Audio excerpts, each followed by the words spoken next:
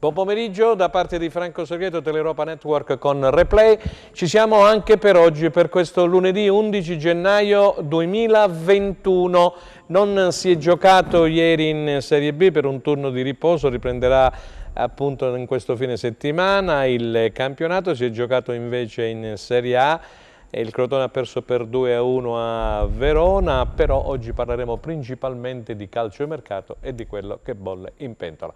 Buon pomeriggio Stella Battaglia! Buon pomeriggio a te Franco, amici sportivi buonasera e benvenuti al nostro appuntamento del lunedì. Tutto pronto negli studi televisivi di Teleuropa Network per un'immancabile puntata di Replay. Ricordiamo, come ha detto Franco, che la Serie B ha osservato il riposo di gara e ricominceranno in campo sia Reggina che Cosenza sabato 16 gennaio. Troveremo a sfidarsi Monza-Cosenza alle ore 14, mentre Reggina-Lecce alle ore 16. Per la Serie A, con 9 gol subiti, il Crotone cerca punti salvezza a Verona, ma ahimè il risultato, poca aggressività sotto porta, il risultato termina Hellas Verona 2, Crotone 1. Riparte la Serie C, in gara ieri abbiamo visto in campo, ieri 10 gennaio, Vibonese contro Bisceglie, il risultato 1-1.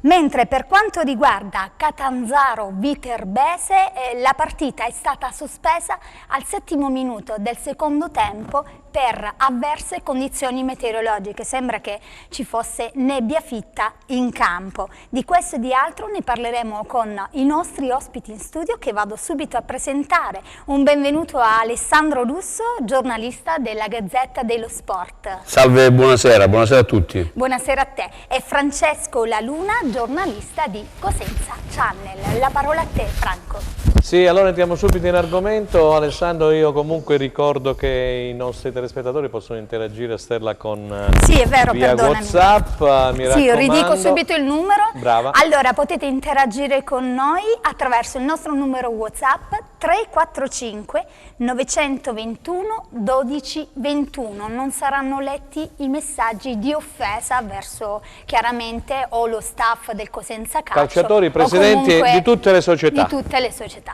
Ok, allora partiamo subito, facciamo un primo giro. Alessandro, è stata una settimana un po' particolare in casa Cosenza, è andato via Bruccini, è passato all'Alessandria con un contratto biennale. Il Cosenza aspetta tramite il suo direttore sportivo Trinchera di muoversi sul mercato, si fanno tanti nomi. Facciamo un primo giro con Alessandro Russo.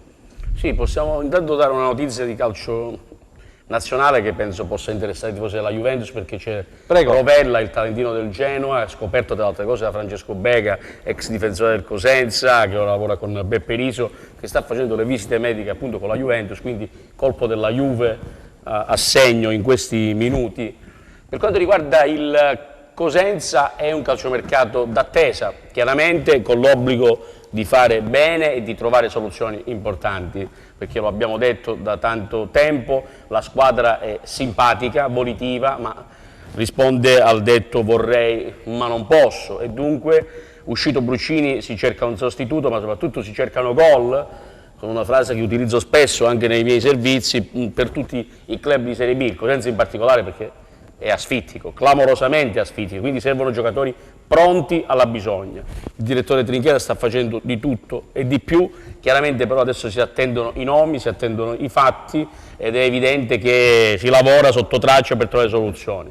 Sono stati fatti tentativi anche ai massimi livelli, perché il Cosenza ha provato sia per Pettinari, ha provato per Longo, ha pensato ad Ardemagni, anche se non è il profilo che piace, c'è l'idea Giannetti alla Salernitana, se ne scandagliano tanti nomi per l'attacco. Il problema è capire, intanto è la possibilità di arrivarci, secondo è la volontà anche dei giocatori. Certo, di scuse il pubblico di Cosenza non se ne aspetta dal club, servono fatti, perché la classifica è come si può dire, non drammatica, però pericolosa. E sabato, come ha detto Stella nel presentare la giornata, si va a Monza, una partita di cartello contro una squadra che non fa mistero di voler vincere sempre e contro chi che sia.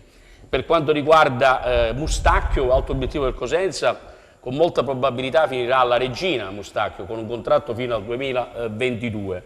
Non perché il Cosenza non abbia tentato, ha tentato con decisione e con fermezza. Il giocatore ha scelto di andare a Reggio Calabria, questa è la cronaca del mercato, del live del mercato, e bisogna sottolinearlo. Il Cosenza ci prova, però poi bisogna capire anche le scelte degli entourage e dei giocatori.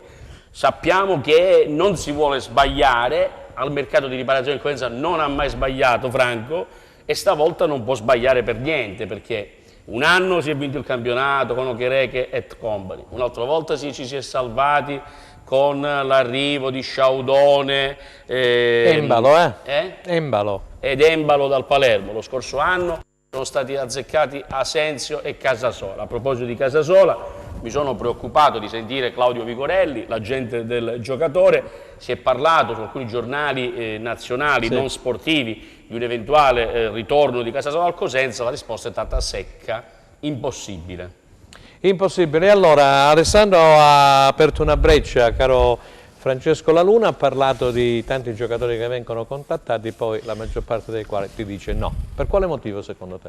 Ma intanto aggiungiamo ai rifiuti già citati quelli anche di Zortea e Strizzolo della Cremonese, che sono stati contattati e che hanno rifiutato. Stessa cosa Giannetti, ha dato indisponibilità a trattare, alla Salernitana piaceva Carrette, era una cosa che abbiamo scritto, è una cosa anche abbastanza risaputa, come vice Tutino, ma anche lì Giannetti non ha dato disponibilità a trattare, quindi si è virati su Gondò, altro rifiuto netto anche per Gondò. È una situazione paradossale. Mi permetto di aggiungere una cosa su Rovella, che era stato già Trinchera in estate, aveva provato a prenderlo in prestito dal Genoa. Se ne è parlato, ricordo con Faggiano, visti i buoni rapporti dell'ex direttore sportivo del Genoa, ma l'agente aveva già avvisato di avere contatti con Juventus, Inter e squadre comunque di alto lignaggio, perché l'accordo era che doveva rinnovare. Insomma, tanti rifiuti, bisognerebbe capire il perché. Ma perché è kafkiana la situazione del Cosenza, che si presenta a un mercato di gennaio con un direttore sportivo in scadenza di contratto. Come si pretende? Stella, tu lo sapevi che Trinchera è in scadenza di contratto? Sì, in scadenza di contratto. Gli scade a giugno? Giugno 2020. E allora ha introdotto un altro discorso molto importante. Comunque c'è qualche messaggio prima di andare a leggiamo dopo, perché stanno arrivando a raffica, magari poi benissimo. Allora Alessandro, questo Trinchera in scadenza di contratto ha introdotto la settimana scorsa, ma questo che significa? Io sono un professionista, scusami, rimango fino al 30 giugno, faccio il mio lavoro, il mio dovere, quello che devo fare, e poi a giugno le strade eventualmente si separeranno, però io fino al 30 giugno sono comunque vincolato al Cosenza, no? A me piace fare cronaca, che poi è, come si può dire, l'humus del giornalismo, no? Il fatto, ci mancherebbe, noi raccontiamo i fatti. Diciamo, la cronaca dice che il Cosenza ha sempre mantenuto più o meno i direttori sportivi in bilico, no? Nella storia recente. Lo è stato fatto con... Ma in bilico con Guarasci o con qualche altro presidente? Fammi capire. No, con il presidente Guarasci, che poi ha avuto sempre ragione, però nella scelta progressiva delle cose. No, ho fatto una domanda. Bisogna anche essere, è stato in bilico Stefano Fiore, è stato in bilico Mauro Meluso, è stato in bilico Ciccio Marino, è stato in bilico, e lo è in bilico anche il direttore attuale Stefano Trinchera. Trinchera, tra le altre cose, è un direttore che ha dimostrato di avere competenza, di avere anche un ottimo stile e anche la capacità di individuare con un portafoglio risicato dei giocatori buoni per la salvezza del Cosenza e anche la promozione alla C e alla B. E allora dovremmo avere la prima telefonata, Stella, Gazzetta dello Sport da Milano. Vediamo un attimo. Buon pomeriggio, Carlo Laudisa. Un saluto a tutti, buongiorno. Grazie Carlo, che è responsabile del calciomercato della Gazzetta dello Sport, grazie per aver accettato l'invito. Qui con noi c'è Alessandro Russo e c'è anche un giovane collega del quotidiano del Sud di Cosenza Channel, Francesco La Luna. Stavamo facendo con Alessandro un po' un giro a 360 gradi per quanto riguardava il Cosenza e la Regina, però con Carlo Laudisa naturalmente introduciamo il discorso Serie A. Allora, la prima domanda la pongo io: il Milan ha un tiro di schioppo praticamente dal titolo d'inverno? C'è questa squalifica di Leao, il ritorno di Ibra, che a Cagliari comunque avrà una tappa delicata, no? Perché il Cagliari deve salvarsi, Sì. però sulla carta ha tutto evidentemente per chiudere. A proposito del Cagliari, per il quale io sono un grande appassionato, ma l'allenatore Francesco rischia, perché non mi pare che le cose a Cagliari stiano andando bene.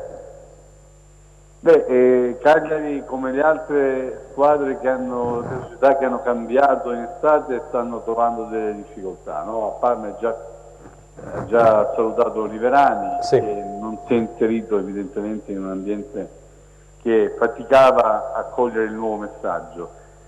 Cagliari sta avendo qualche incertezza, ieri onestamente ha perso male a Firenze, no? Sì, sì.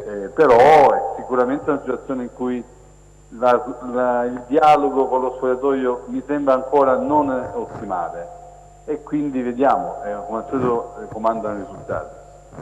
Vediamo Alessandro Russo. Ciao Carlo, ben trovato. Ciao Alessandro. Due domande, una per il pubblico che ama le big nazionali e una per l'area Calabria, che sarà un po' più con delle divaricanti. Chiaramente oggi sulla Gazzetta dello Sport hai prospettato un possibile duello di mercato fra Juve e Milan per Scamacca. Come stanno le cose? E poi invece per le calabresi c'è il casus belli Pettinari, che poi non lo è, so che c'è una situazione nuova che riguarda il giocatore, che chiaramente è destinato a piazze diverse di proprietà del Lecce, e invece per quanto riguarda il Crotone, la posizione dell'attaccante, quali sono le opzioni per il Crotone, che è, diciamo, la big calabrese? Alessandro, scusami, tu prima ti riferivi a Pettinari, mi pare, no? Pettinari, sì. E poi Rivière. Ok, Carlo Laudisa ha la risposta. Sì, allora vabbè, per quel che riguarda Scamacca, ieri in coincidenza con Juve Sassuolo c'è stato un approccio per Scamacca, perché ricordiamolo, per chi non lo sapesse, Scamacca gioca in prestito al Genoa ma è di proprietà del Sassuolo. La richiesta Carnevale di 25 milioni, Paratici, l'impressione è che abbia gettato l'amo ma ancora non abbia chiuso la partita. Sullo stesso discorso c'è anche il Milan, che sta perlustrando il mercato per un rinforzo, e Scamacca sicuramente può essere un investimento per il futuro, ma siamo in una fase ancora interlocutoria, per quanto lo possa essere l'11 di gennaio, il mercato però chiude il 1° febbraio, quindi c'è ancora tantissimo tempo per registrare tanti colpi di scena anche su questo fronte. Per quel che riguarda Pettinari, c'è un dialogo aperto con la Cremonese da tempo. Il Lecce vuole capitalizzare la cessione di Pettinari, è vero che i direttori sportivi di Cosenza e Regina hanno sondato anche il giocatore, oltre che il Lecce, però l'impressione è che Pettinari né a Cosenza né a Reggio abbia intenzione di aprire il dialogo. Ecco perché c'è la Cremonese sotto i riflettori, dietro l'angolo ci potrebbe essere la SPAL, che se vende qualcuno sta cercando un attaccante, e in quel caso però il Lecce non vuole rinforzare una diretta concorrente. Insomma, è una vicenda intricata, perché Pettinari comunque reduce da un'ottima stagione e sicuramente ha molti acquirenti. Sentiamo Francesco La Luna per Carlo Laudisa. Carlo, buonasera, è un piacere ritrovarti dopo l'estate del 2019. Tutto mio. Sono contentissimo di risentirti. Ti volevo fare una domanda. Tu ormai da anni ti occupi del calciomercato. È questa una sessione molto più strana delle altre, nel senso che si andrà a ripetere più che in altre sessioni il famoso effetto domino, cioè il top player di categoria sarà il primo ad essere ceduto e poi su scala andranno ad essere ceduti tutti gli altri considerati esuberi, specialmente in Serie B, mi viene da dire. Ma purtroppo quest'anno anche il mercato della Serie A diventa simile a quello di Serie B e C, senza offendere le categorie inferiori, nel senso che la crisi internazionale, purtroppo che non riguarda solo lo sport del calcio, sta avendo gli effetti devastanti, perché nessuna società ha soldi da spendere.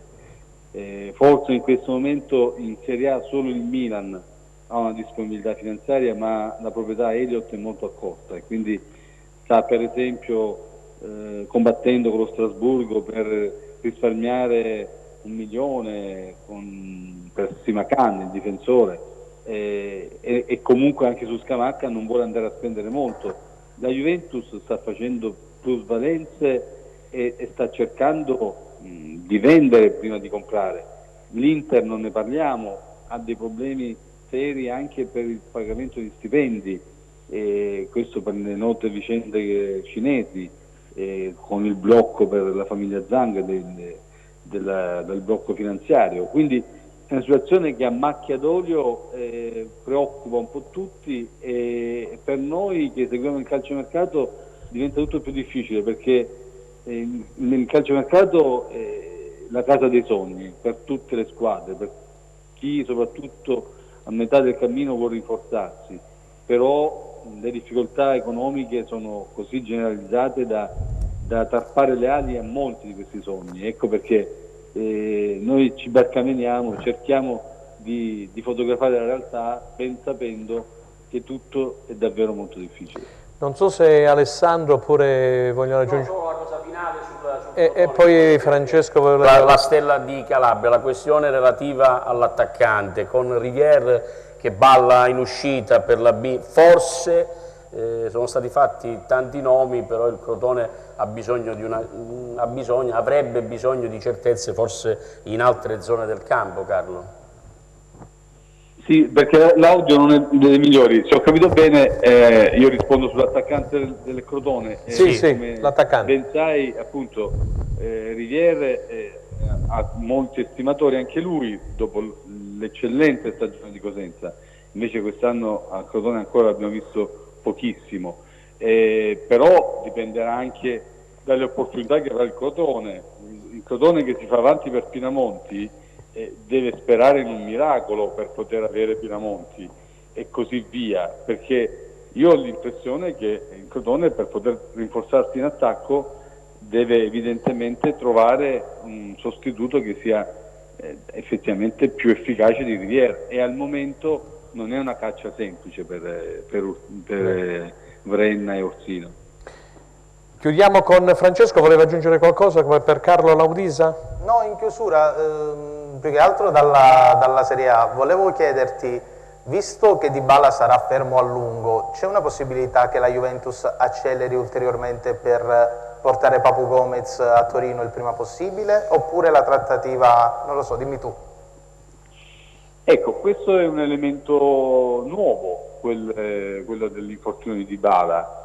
Però in questo momento la Juventus ha focalizzato semmai l'esigenza di una quarta punta, cioè di un attaccante d'area di rigore, e infatti la mossa di ieri sera di Paratici va su Scamacca proprio in questa direzione.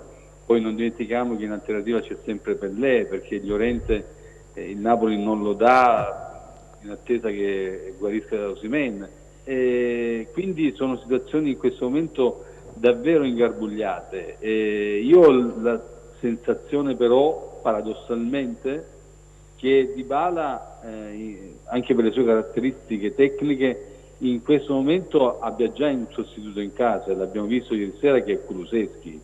Quindi non credo che sia quello il tema, anche se poi il Papu Gomez ovviamente con la sua capacità eclettica di giocare in vari ruoli, sicuramente può essere comodo a Pirlo. Il tema è l'Atalanta lo dà alla Juventus, e sicuramente la Juventus non ha soldi da spendere. Certo, se arrivasse gratis.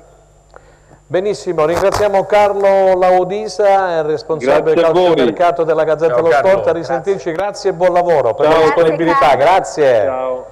Allora Alessandro, torniamo a noi, mi pare che abbia sviscerato tantissimi argomenti, al di là di quelli che sono la Serie A, che non ci interessa l'Inter se può pagare o meno gli stipendi, come ha detto Carlo Laudisa. Torniamo al discorso nostro calabrese. No, io volevo aggiungere una cosa su Pettinari, che pensavo dicesse Carlo, perché... Alessandro, qui mi scrivono, è inutile che si mettono in giro tanti nomi se poi il Cosenza è la verità, non può raggiungere questi nomi, perché se no alimentiamo false posso dare un elemento in più su Pettinari? Ma te l'ha detto pure lui, no? Allora, la trattativa di Pettinari, c'è stata. Io mi sono permesso di scrivere un rigo nel mio servizio sulla Gazzetta, sì, perché so che Trinchera ha telefonato al nuovo procuratore di Pettinari, perché la notizia qual è? Che Pettinari nel frattempo ha cambiato procuratore, è passato a Tullio Tinti. E allora sia il Cosenza sia Taibbi della Regina ha telefonato a Tinti chiedendo informazioni di Pettinari. La stessa cosa, Trinchera non è che abbia tanto bisogno di chiamare Corvino, visto i rapporti molto stretti, e dico la pace di grande stima del grande direttore Pantaleo Corvino con il direttore Trinchera.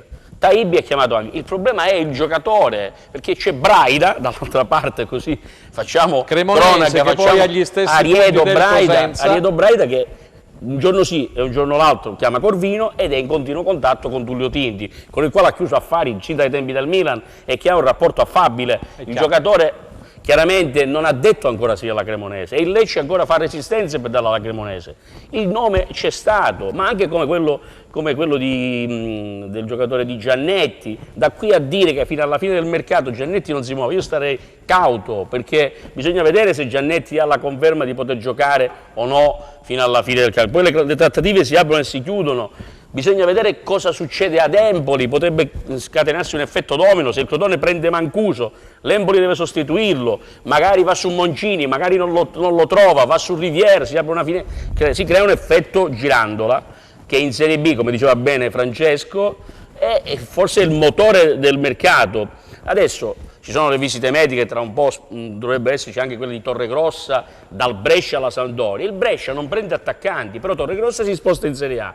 E c'è Lagumina, un giocatore che poteva arrivare in Serie B, che è bloccato al prestito biennale con la Sampdoria dall'Empoli. Esatto. Sono questi i nomi, sono tanti i nomi che ci sono. Il Cosenza ne sta sondando tanti, anche la Regina è alla ricerca di un fromboliere davanti, ma se non escono prima Vasic e l'altro un altro giocatore che ha davanti, Lafferty esattamente, che non riesce a trovare soluzioni, anche la Regina è bloccata davanti.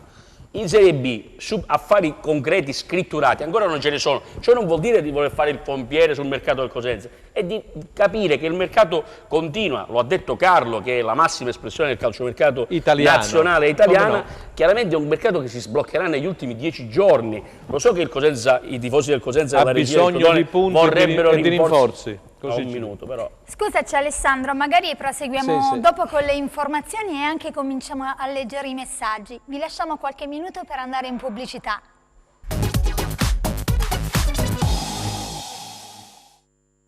Seconda parte di Replay, lunedì 11 gennaio 2021, arrivano i messaggi tantissimi, ce n'è uno di Elio Principato che salutiamo, vuole sapere da Alessandro Russo. Sempre come un piacere. Ciao zio Elio. Con Alessandro Russo. Allora, leggo prima io il mio e poi diamo subito la parola a Stella. Vorrei chiedere, dov'è? Eccolo qua, ad Alessandro Russo, come mai Trinchera dice invece di stare in panchina e gestire i prestiti non va a visionare giocatori di Serie C? Perché intanto nelle società professionistiche inquadriamo Alessandro. Allora, nelle società professionistiche di solito a guardare le partite vanno gli scout, no? Sì. La rete degli osservatori. Cosenza ne ha osservatori? Non lo so se ce n'è qualcuno scritturato, sicuramente Trinchera ha degli uomini di riferimento, non lo so se il Cosenza ha una rete di scout, non mi risulta questa cosa. Io che faccio il calciomercato da qualche anno per la Gazzetta, durante le fasi di non calciomercato ufficiale le fonti migliori sono gli scout. Gli scout vanno sui campi, vedono le cose e quindi Trinchera non è lui deputato, Elio, ad andare a vedere le partite. Sicuramente viene notiziato. Posso dire una notizia che per quanto riguarda Zola, a proposito di osservazioni di Trinchera sugli scout e sui campi di Serie C, Trinchera ha portato un Zola in Italia. Lo ha portato al Francavilla soffiandolo al Perugia, poi lo voleva riportare al Cosenza, non è che ha bisogno di un avvocato, però insomma citiamo pure gli episodi positivi anche di Stefano, che tra altre cose Trinchera in questi anni secondo me ha lavorato in maniera egregia, ma non è che lo dico io, lo dice la cronaca. Chiaramente la piazza si aspetta un nuovo calciomercato, lui ha risposto chiaramente che sa cosa deve fare, sa cosa deve fare. Per forza di cose. Il Cosenza, riguardando la classifica, non è che può stare a dormire in piedi, perché le squadre sono poche che lottano per la salvezza. Forse il problema è stato prospettico, quando forse la piazza è stata un po', come si può dire, si è fatta un po' prendere dai tanti nomi che sono arrivati e si è voluto pensare che il Cosenza potesse, sulla base di un progetto di prospettiva, azzeccare il campionato. Può succedere o no, Franco? È vero. Ci vogliono giocatori di categoria. Sicuramente sì, giocatori di categoria, però ti ho detto, siccome escono fuori tanti nomi, insomma, io non sono molto d'accordo, perché poi si vanno ad alimentare false illusioni. Io la vedo così. Allora, andiamo a leggere qualche messaggio? Messaggi, vai. Ok. Buonasera, ha ragione Laudisa, quindi il nostro Laudisa. Laudisa, sì, non ci sono soldi in top club di Serie A per fare mercato, ma si pretende che Cosenza si faccia un mercato da top club. I rumors parlano di Gerbo, ma se venisse l'intenzione per farlo giocare laterale destro o mediano? Buon pomeriggio a tutti, secondo me Pettinari non vestirà la maglia rosso-blu, ma arriva Giannetti probabilmente. Buonasera, chiedo subito ad Alessandro se ci può dire qualcosa di più concreto per quanto riguarda il mercato dei lupi. Buonasera, Camigliano è un ottimo difensore, noi l'abbiamo già avuto, perché non prenderlo? Possibilità di un ritorno a Cosenza di Asensio? Sui social il giocatore ha postato una foto con la felpa dei lupi. Alessandro, puoi risponderci a qualche domanda? Facciamo prima, diamo la parola a Francesco e poi ritorniamo con Alessandro. Okay, allora, mi permetto di, vai. Velocemente, per quanto sappiamo noi, Gerbo non ci sono novità su un suo possibile arrivo a Cosenza. Zero. Questo è quello che sappiamo noi. Mi permette... Però alla fine potrebbe arrivare. Il calciomercato è lungo, l'anno scorso Casasola, ma lo ricorderete sicuramente, fino agli ultimi 10 giorni di mercato non se ne parlava proprio, a Cosenza non ci metto piede, è arrivato e si è rilanciato. Proprio questa frase non l'ha mai detta, no? Del vero, ovviamente non è un virgolettato, era un esempio. No, perché sennò il ragazzo sembra, poi si è speso a 1000 sembra per assolutamente. Però sappiamo benissimo che fino a un certo punto del calciomercato la destinazione era Crotone, quella a cui aspirava Casasola, dopodiché è arrivata a Cosenza, ma è arrivato negli ultimi giorni e nelle ultime ore di mercato. Quindi il mercato può sempre essere tutto. Resta il fatto che sono d'accordo con te, Franco, quando dici una cosa, che non è questione di fare gli incendiari o questione di fare i pompieri, è questione di, e non è neanche il Rigo, come ha detto prima giustamente Alessandro, che si scrive in coda sulla Gazzetta dello Sport, è diffondere con una certa insistenza determinati nomi pompandoli all'inverosimile. Cioè fare un Rigo e dire che c'è stato il contatto Pettinari è cronaca. È cronaca e non è un problema. E figurati, ognuno... Ma non è quello il problema è poi pomparli all'inverosimile, perché le aspettative dei tifosi diventano alte e sappiamo benissimo che in questo momento non si possono avere aspettative alte.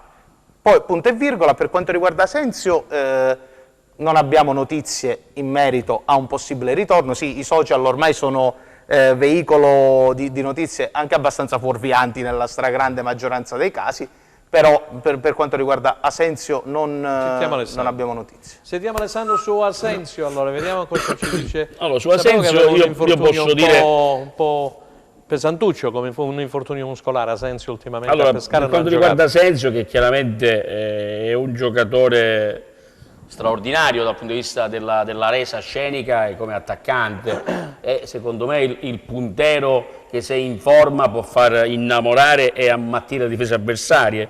Ha un agente abbastanza importante e imponente come Mino Raiola, lo gestisce il cugino di Mino, Enzo Raiola, quindi con il quale il Cosenza, in particolare il direttore sportivo del Cosenza Stefano Trinchera, è in contatto, ma non solo per Asensio. La notizia di Asensio di un paio di giorni fa è che per il momento fra Cosenza e Asensio non c'è nulla. Non c'è nulla perché a risposta a domanda precisa, per quanto mi riguarda, è stato risposto che il giocatore non si sa intanto se si sposta da Pescara, non torna al Genoa sicuramente, vedremo, perché dipende anche se il Pescara riesce a trovare un altro attaccante.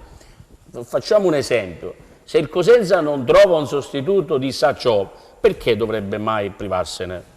O se il Cosenza non trova un sostituto, non avesse l'idea di trovare un sostituto di Bruccini, perché avrebbe dovuto mai venderlo? Il Pescara si guarda la mano e l'agente di Asensio, che è uno abbastanza importante, aspetta, è una cosa da ultima settimana. Sentiamo i messaggi di Stella, poi introduciamo il discorso Ninkovic e poi subito a Reggio Calabria da Giusva Branca, vai!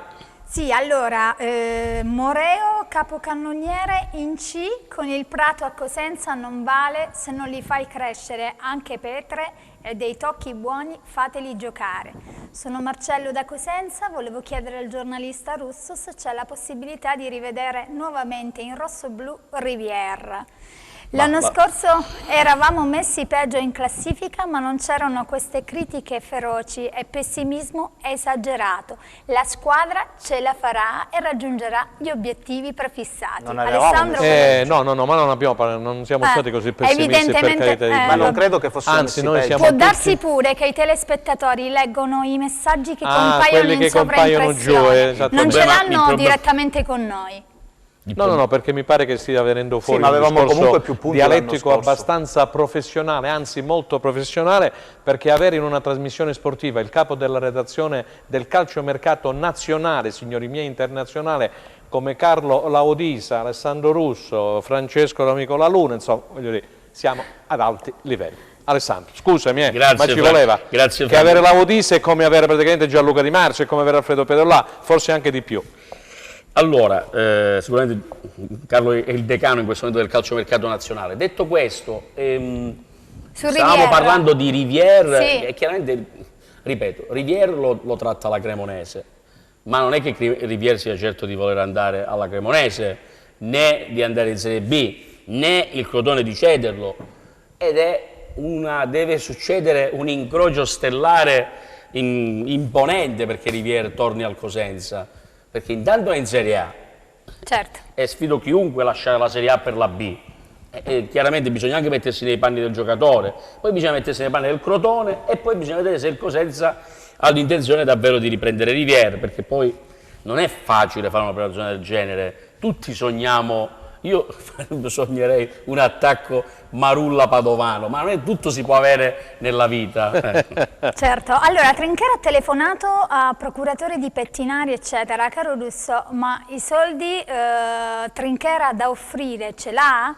E quanto per un attaccante, altrimenti le telefonate, ammesso che le abbia fatte, non servono a nulla. Questi sono sempre i nostri telespettatori. Allora, possiamo dire che Pettinari mi pare che abbia un contratto intorno ai 500.000 euro. Dovrebbe essere 500. Okay. Intorno a 500.000 euro a Lecce. Sono 250 per 6 mesi. Siamo a metà campionato, il Cosenza il suo tentativo l'ha fatto, ma Trinchera ormai lavora in maniera molto coperta, ma fa bene, ci mancherebbe. Però nel giro di cronaca che si fa con gli agenti e con i calciatori, qualcosa con i dirigenti delle altre squadre, si capisce. Il Cosenza ha bussato a Pettinari, evidentemente è in grado di spendere questi soldi. Io credo che poi il presidente Guarascio abbia ben inteso.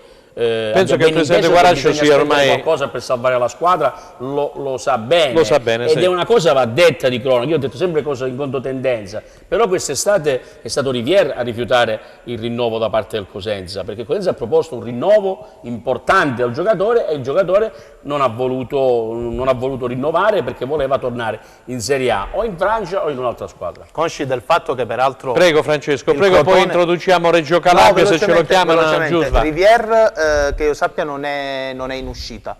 Proprio questa mattina, posto che non esiste alcun virgolettato di Emmanuel Rivière, ma mi sembra abbastanza inutile soffermarmi su questo. Rivière, che io sappia, non è in uscita da Crotone, e nel momento in cui dovesse il Crotone, che comunque ha fatto un investimento importante a livello contrattuale su di lui, dovesse decidere di cederlo, penso che ci voglia monetizzare intorno ai 600-800 mila euro, perché comunque quello è lo stipendio. Stiamo parlando di un ingaggio importante per una società come il Crotone. Ma io comunque sono d'accordo con Alessandro, perché quest'estate dobbiamo dire le cose come stanno. Il presidente Guarascio e Trinchera avevano chiesto praticamente al Rivière di rimanere, lui ha detto no, che aspetto la Serie A, quindi c'era stato un discorso del presidente Guarascio per cercare di trattenere Rivière. Buon pomeriggio Giusva Branca da Reggio Calabria. Buon pomeriggio a voi. Grazie per aver accettato il nostro invito. Giusva, come stai? Io sto bene, grazie a voi, e per me è sempre un privilegio. Grazie per essere con noi. Giusva, cosa bolle in pentola? Hai sentito Carlo Laudisa dalla Gazzetta dello Sport di Milano, ha parlato della regina? No, purtroppo ti sei perso allora una cosa molto... Cosa ha detto? No, ha detto che praticamente anche la regina si sta muovendo. Alessandro. Ciao Giuseppe, no, ha detto che la regina, il direttore Taibbi ha chiamato il nuovo procuratore di Pettinari, per sondare la disponibilità del giocatore, che lo ha chiamato sia il Cosenza che la regina, che il giocatore si prende un attimo di tempo, diciamo così, ma c'è la Cremonese che insiste sul giocatore. Tramite Braida, il direttore generale ex Milan. Ariedo Braida, l'arrivo di Braida alla Cremonese ha spostato un po' gli equilibri di mercato. È vero?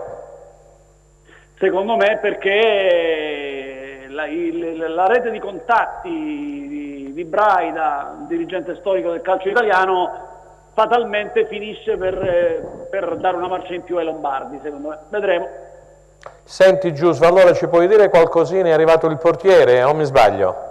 A Reggio? No, guarda, ti dico la verità, ancora non è arrivato nessuno, tranne che io mi sono dovuto assentare nell'ultima ora dai telefoni, ecco, dai terminali, quindi tranne che non ci siano comunicati nell'ultima ora, mi sa che ancora non è arrivato nessuno. È chiaro che è un mercato difficile per tutti questo, ragazzi, inutile che ce la stiamo a raccontare, dalla Serie A a scendere. Tra le altre cose la regina, non so anche quanto il Cosenza, ma è obbligata a fare operazioni di un certo tipo, cioè o prestiti o svincolati o roba del genere, ecco.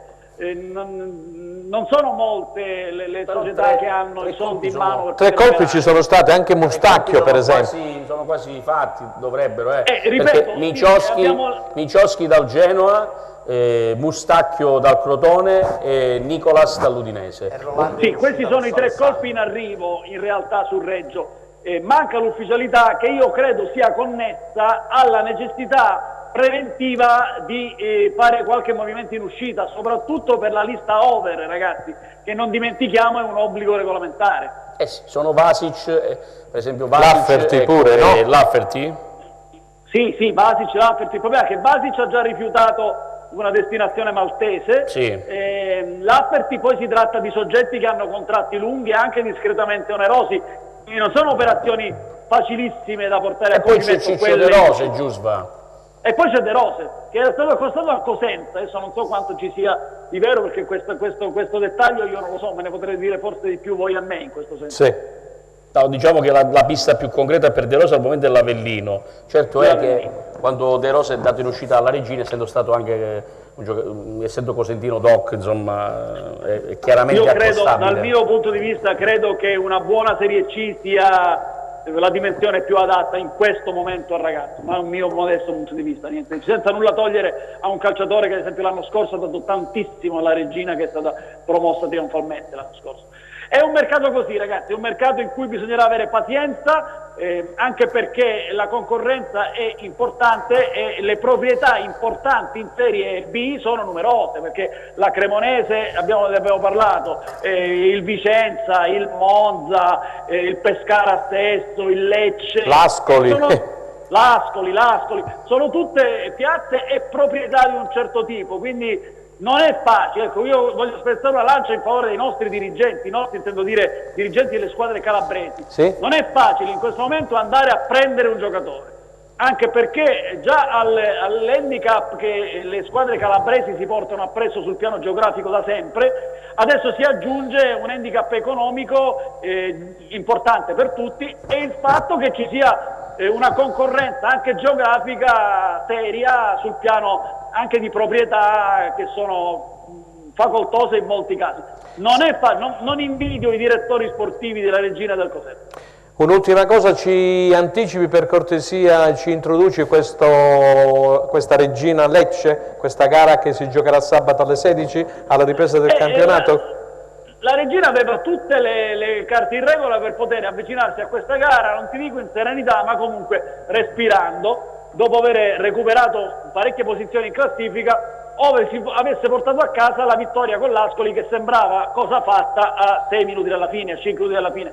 Invece la regina non solo si è fatta pareggiare, ma è riuscita pure a perdere con l'Ascoli. La qualcosa lascia pienamente invischiati gli Amaranto nelle zone della classifica pericolose, anche perché nelle prossime 4 gare gli Amaranto saranno impegnati contro Lecce, Frosinone, Salernitana e poi in trasferta a Pescara. Capisci bene? capisci bene, il calendario è tosto, quindi la presentazione è questa.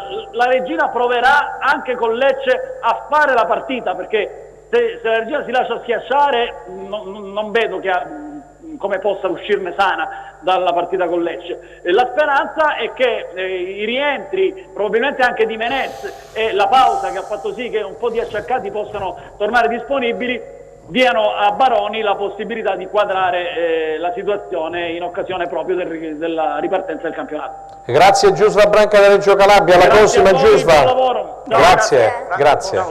Prego, poi diamo subito spazio a Stella per i messaggi. Sulla Regina, prego. Rolando, colpo di coda dell'Alessandria che si inserisce, quindi Rolando non va più a Bari, ma l'Alessandria pare aver sviluppato un amore verso i giocatori delle squadre calabresi, quindi dopo Bruccini, esattamente, potrebbe essere il turno di l'Alessandria, Rolando. Nonostante il Renate cammini, perché il Renate sta andando alla grande, il Renate è con un ex Cosenza che è Ranieri, che gioca titolarissimo, e l'Alessandria sta costruendo un'armata. Sì, il Renate è solo tendenzialmente una piccola, perché ha una proprietà importante, forte, che vuole investire, può andare in Serie B. Parlano anche che vogliono fare un altro tipo di scalata, però intanto stanno puntando il direttore sportivo è Obedio, lo storico Obedio, tra altre cose, l'ho sentito la scorsa settimana, ha ricordato Franco Renate. i ritiri al Virginia con il Messina a Casole Bruzzo. Io volevo aggiungere che chiaramente Ciccio De Rosa ha un'esperienza di Serie B importante e sarebbe secondo me un puntello, per esempio per il Cosenza. Sceglie chiaramente l'allenatore Trinchera, ma questo è un mio parere. Avere Ciccio De Rose in squadra darebbe una garanzia di muscoli, di tono e di senso di appartenenza. Sentiamo Stella e poi mi introduci Ninkovic, per cortesia. Leggo qualche messaggio, sono tantissimi davvero, vi ringraziamo per la stima e anche che seguite la nostra trasmissione in diretta. Buon pomeriggio, Guarascia va solo ringraziato, altrimenti saremmo in Serie C in compagnia di Catania, Foggia, Taranto, Catanzaro e altre squadre del nord. Buonasera, vorrei sapere dagli illustri giornalisti presenti in studio come mai non si rimarca che senza gli arbitraggi avremmo almeno 6 punti in più e saremo a metà classifica. Non leggo sui giornali mai una lamentela, quindi in riferimento degli arbitri. Dopodiché vediamo un attimo cosa dicono. Molti tifosi dimenticano che Bari, Catania, Taranto, i cugini sono in Serie C, ma che abbiano giocato con Acri, Rossano eccetera. Accontentiamoci, basta che gira solo un po' di fortuna e gli arbitri siano dalla nostra parte.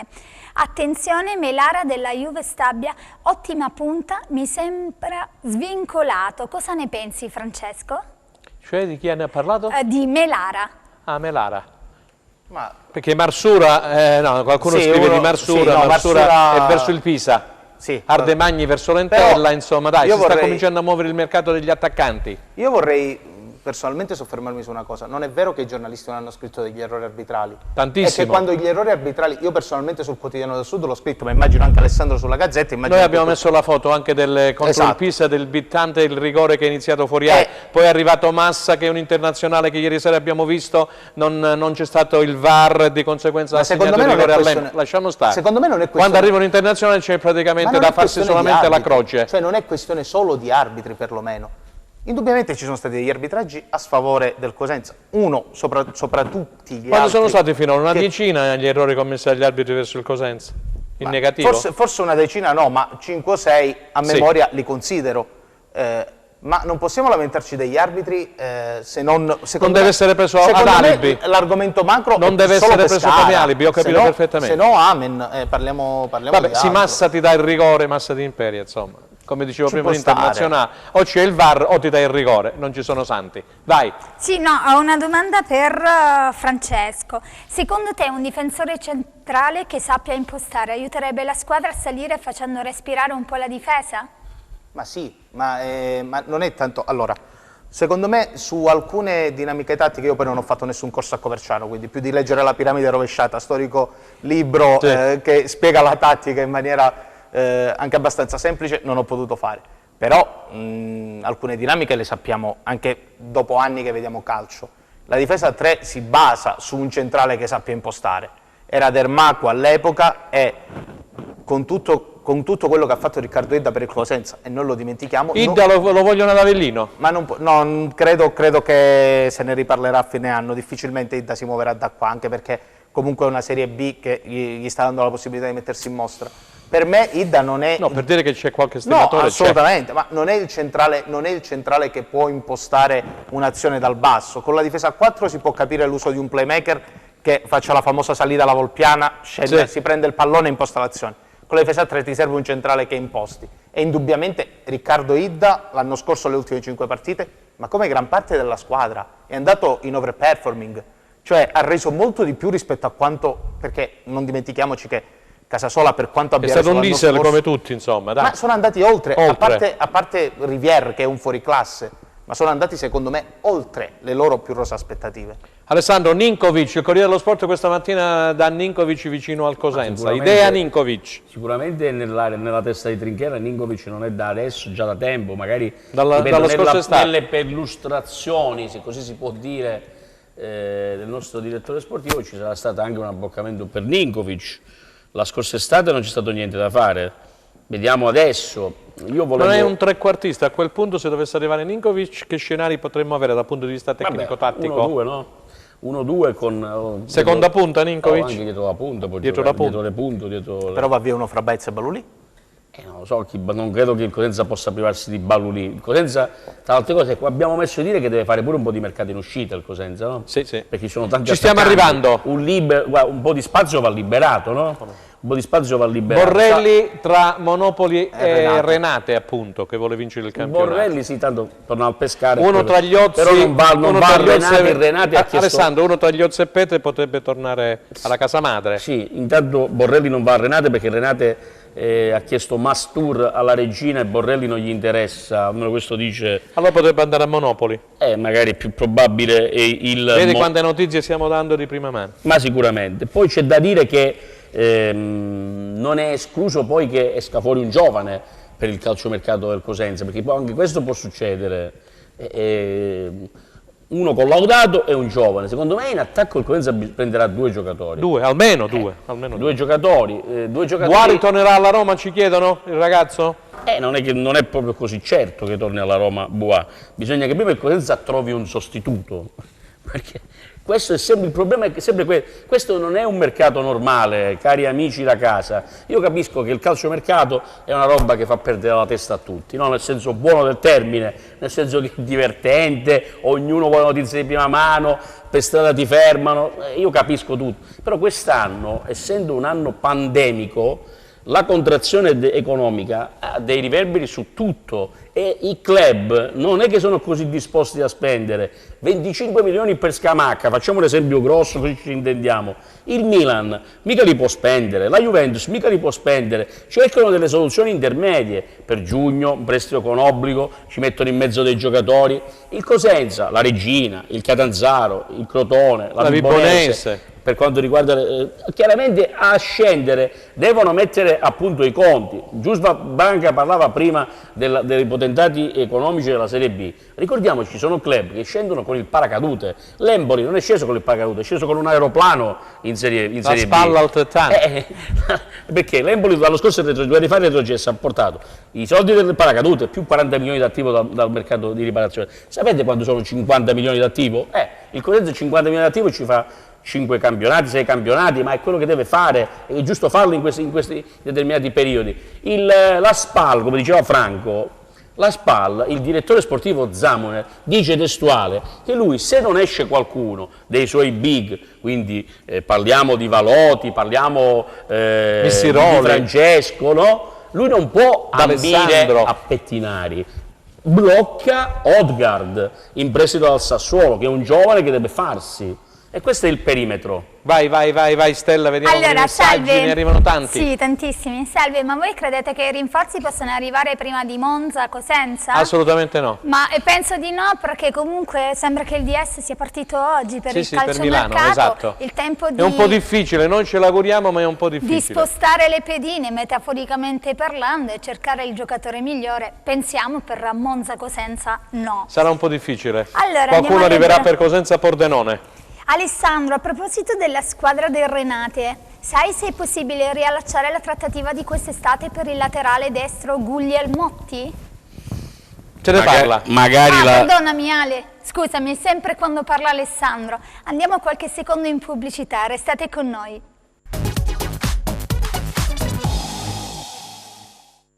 Allora eccoci alla terza ed ultima parte, stava rispondendo Alessandro Russo. Sì, perché gli rivolgo di nuovo. messaggi. Sì, quindi a proposito della squadra, magari per qualcuno che si è collegato adesso, se non ti dispiace lo rileggo. Vai. A proposito della squadra del Renate, sai Alessandro se è possibile riallacciare la trattativa di quest'estate per il laterale destro Guglielmotti? Io mi sono preoccupato di informarmi subito.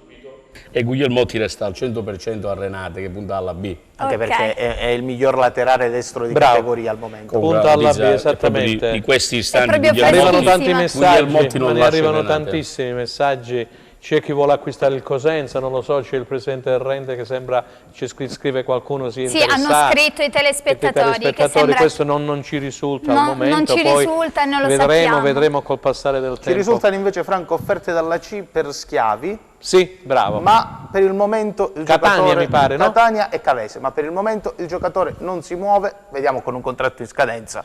Entro il 31, se dovesse sbloccarsi qualcosa. Quindi la Cavese che è ultima in classifica di Sasà Campilonco, del nostro amico. Ma il Catania potrebbe essere una buona destinazione, insomma, una bella piazza, importante. E allora, vediamo un attimino, ci colleghiamo subito con Crotone, Stella, con la nostra Claudia. Dovremmo avere Claudia in linea. Claudia. Buonasera. Ciao Claudia. Buon pomeriggio, ci sei? Vediamo se ti viene via Skype. Buon pomeriggio Claudia, eccoti qua. Buon pomeriggio.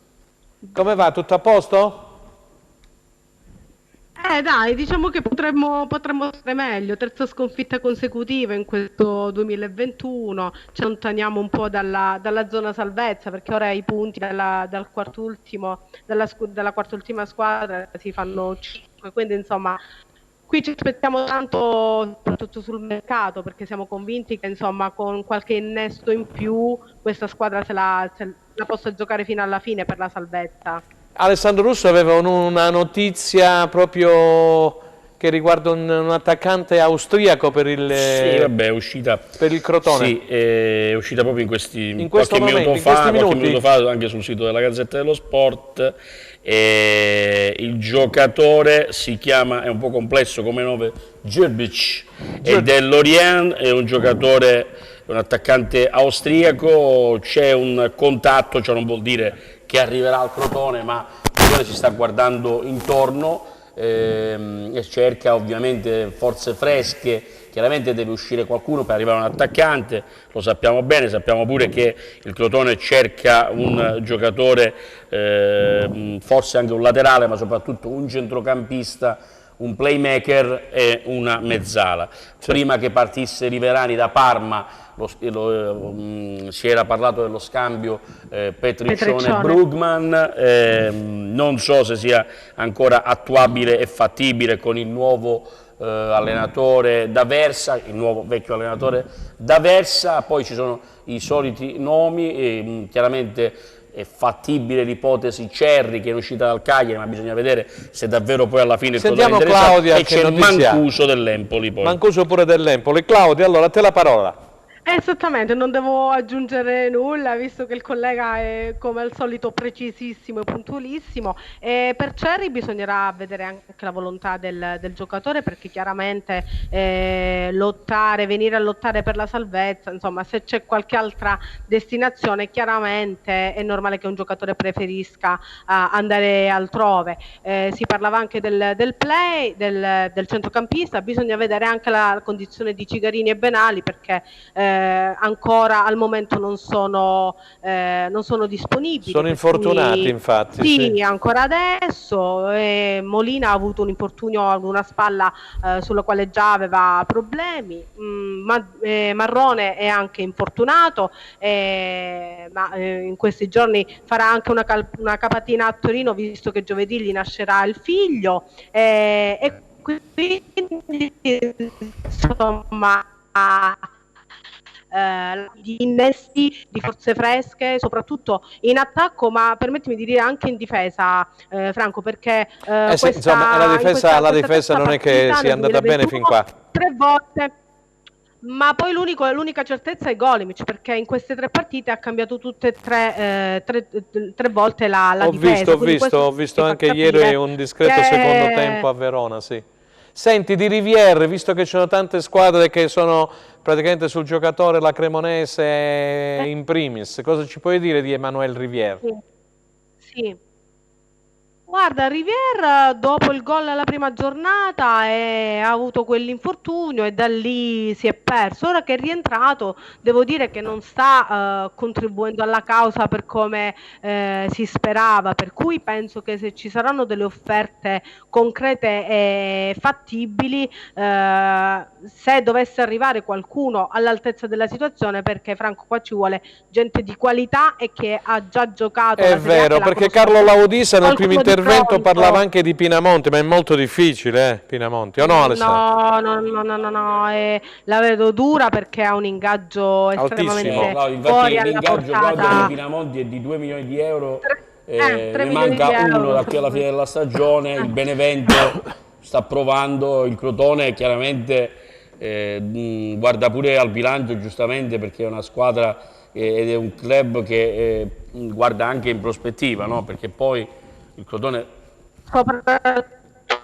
non può farsi un gravame economico tale da pregiudicare il futuro. Esatto, e quindi per questo si va a guardare. Ursino è molto attento all'estero, proprio per questo motivo, però insomma la situazione è...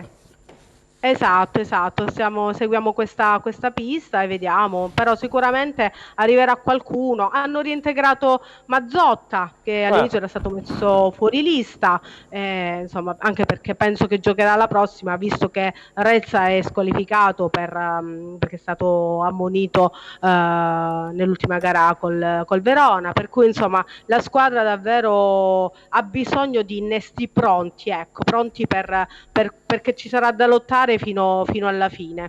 Ok, ringraziamo allora Claudia Berlingeri. Claudia, tante grazie per essere intervenuta con noi e ci risentiremo poi il prossimo lunedì perché dovremo poi parlare naturalmente di Crotone Benevento. Grazie ancora. Grazie mille. Grazie allora, Enzo Leonetti mi chiede di parlare con noi Danilo Pagni. Se riusciamo a trovare il numero di Danilo Pagni ci mettiamo in contatto con lui in questi ultimi minuti, vediamo cosa c'è da dire Danilo Pagni sulla situazione del calciomercato delle Calabresi. È arrivato adesso un messaggio. Danilo Pagni, allora facciamo un giro. Alessandro, hai visto che ti ha detto Claudia, conveniva con te sul fatto di Pinamonti, 2 milioni di euro, insomma è una cifra abbastanza alta, altissima per il Crotone per quanto riguarda l'attaccante. Ma chiaramente il Crotone sa quello che deve fare, ha una società ormai matura, un presidente che è tra i più attenti, è un direttore sportivo non solo capace per l'attualità ma anche capace in prospettiva. Gli Ursino poi hanno fiuto, perché non so se si sa, ma il figlio del direttore Ursino è adesso a capo degli scout under 17 della Juventus.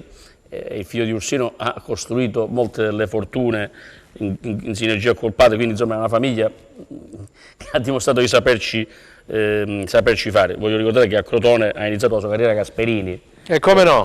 Diciamo che forse è il migliore allenatore emergente europeo.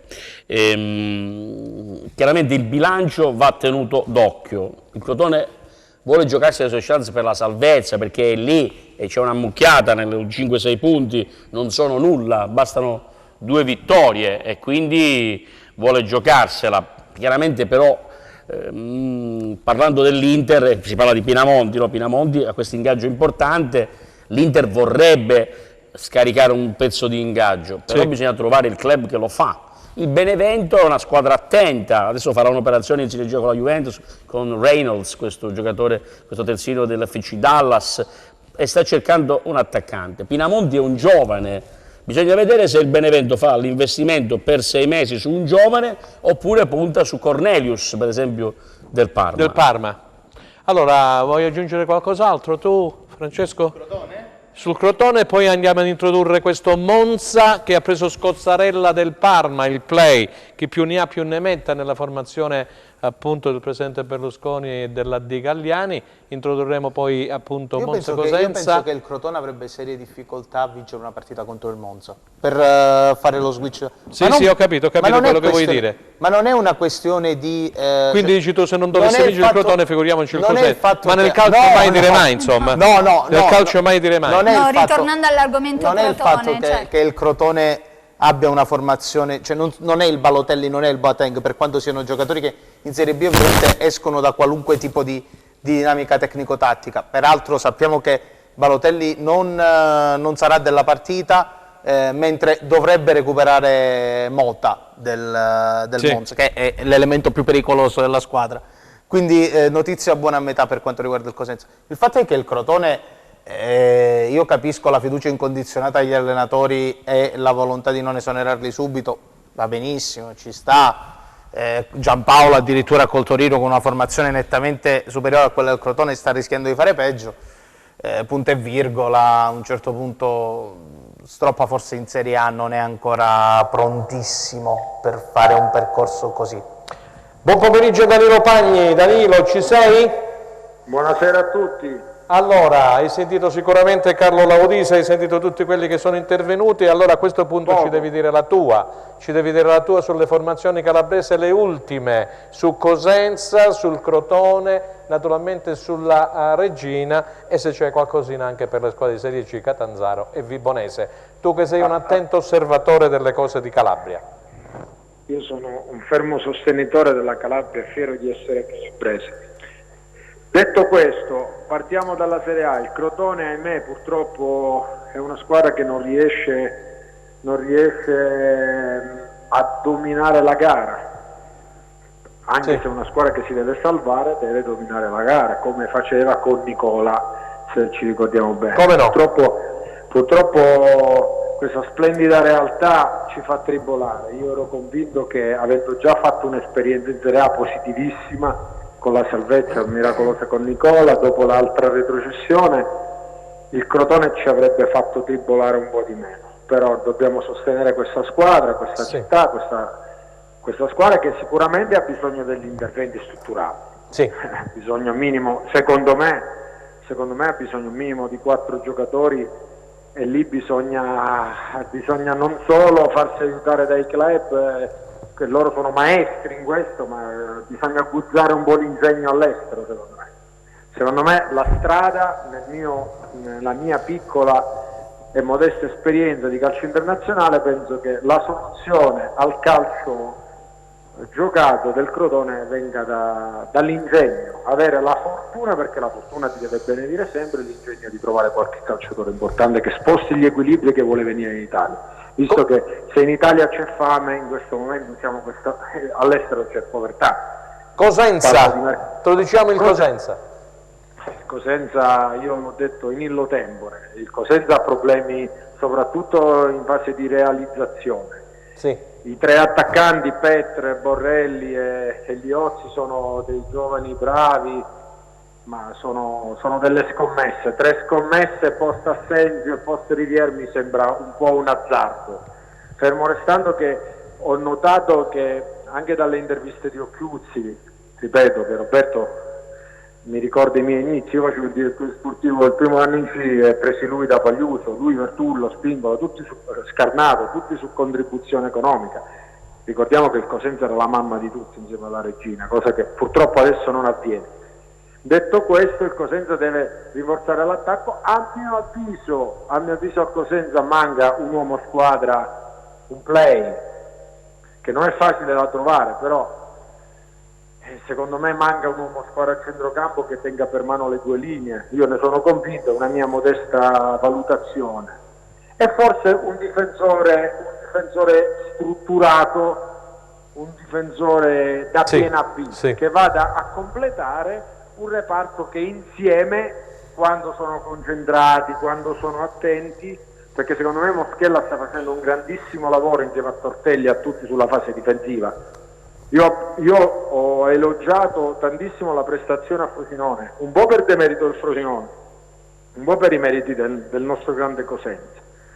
Non mi piacciono tutte queste critiche che arrivano al Presidente, ma non lo dico per piazzeria, perché io sono riconosciuto come un non ruffiano del mondo del calcio, altrimenti con 8 campionati vinti, 2 salvezze miracolose, dovrei fare il direttore sportivo in Serie A in pectore, ma in Italia vige la clientela, il clientelismo su tutto, quindi non devo leccare, usiamo questo termine un po' forte. Abbiamo capito perfettamente, tu sei per la meritocrazia, giustamente.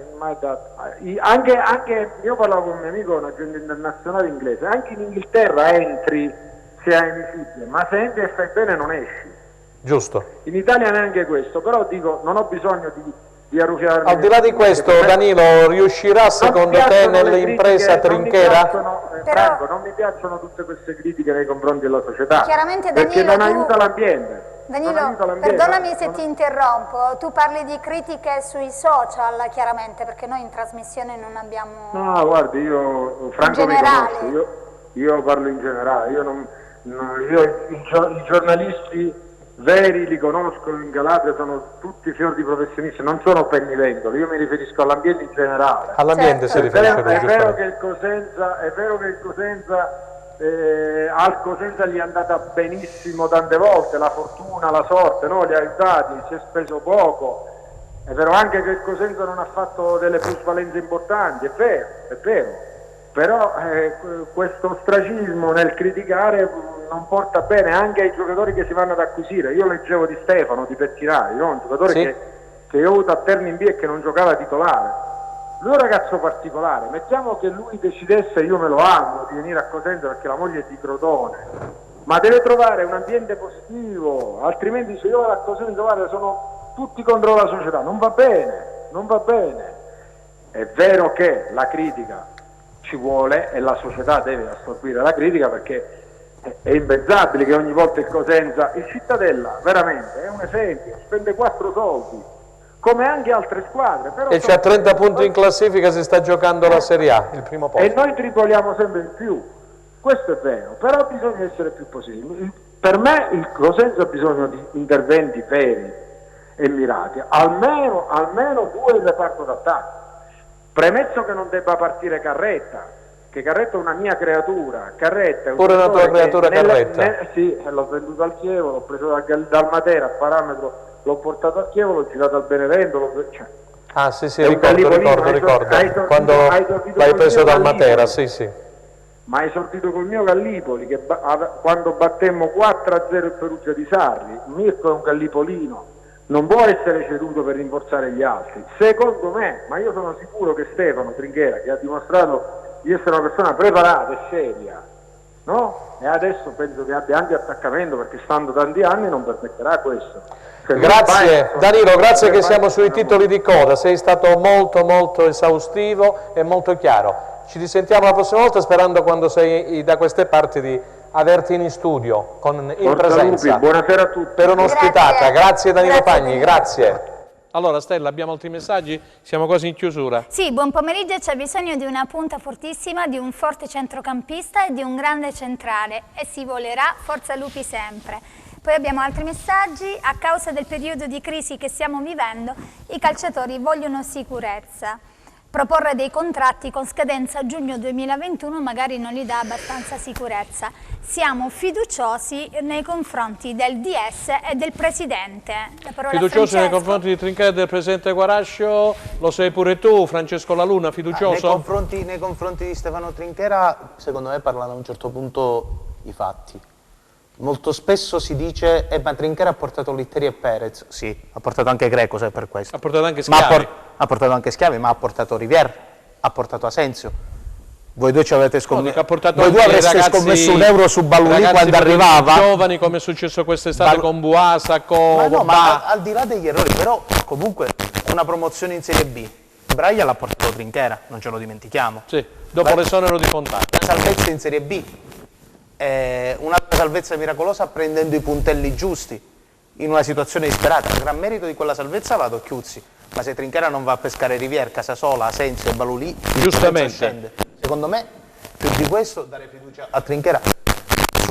Sul Presidente Guarascio ne abbiamo parlato spesse volte ed è sempre la stessa cosa. Cioè, parlavamo prima della rete di osservatori. Hai fatto un articolo tu su Cosenza Ciano, mi pare, su quelli che resteranno qui con i prestiti. L'80%, il 79% della squadra è in scadenza di contratto, 41% della squadra formata da prestiti. Sono percentuali. Sono numeri. Il Cosenza ha il più alto numero di giocatori in scadenza di contratto e il più alto numero di giocatori in prestito. Si esclude la Salernitana, ma siccome la Salernitana... Tradotto in soldoni significa che al 30 giugno quanti giocatori dovrebbero essere? 5. Quanti? 5 più, se non sbaglio, il solito Moreo, perché sono Matosevic, Corsi che ha rinnovato quest'estate, Bittante che ha rinnovato quest'estate, Tiritiello, Baez e, se non vado errato, Moreo, il cui contratto scade anche l'anno prossimo. Benissimo. Alessandro Russo, siamo in chiusura quasi. Cosa vogliamo dire, Franco? Dobbiamo dare... No, dobbiamo introdurre questa partita di Monza, te l'ho chiesto poco fa. Che la partita di Monza la dobbiamo introdurre perché abbiamo pochi secondi. Sulla carta è una partita, non dico ostica, di più, proibitiva. Ma non esistono partite proibitive né in B né in A, vanno giocate le partite. Il Cosenza certo non parte battuto a Monza, si gioca la partita, non ha mai demeritato contro chi che sia e non vedo perché questo debba succedere proprio a Monza. 30 secondi per Monza Cosenza. Quello che ha detto Alessandro moltiplicato per 2. Benissimo, siamo in chiusura, sta la battaglia. Ok, allora noi vi ricordiamo la nostra replica questa sera alle ore 23 con replay in live. Ci ritroviamo lunedì 18 gennaio 2021 per la trasmissione di oggi. Ringraziamo il coordinatore della trasmissione Franco Segreto, il giornalista Alessandro Russo e Francesco Laluna. Grazie a tutti voi per averci seguito. Arrivederci.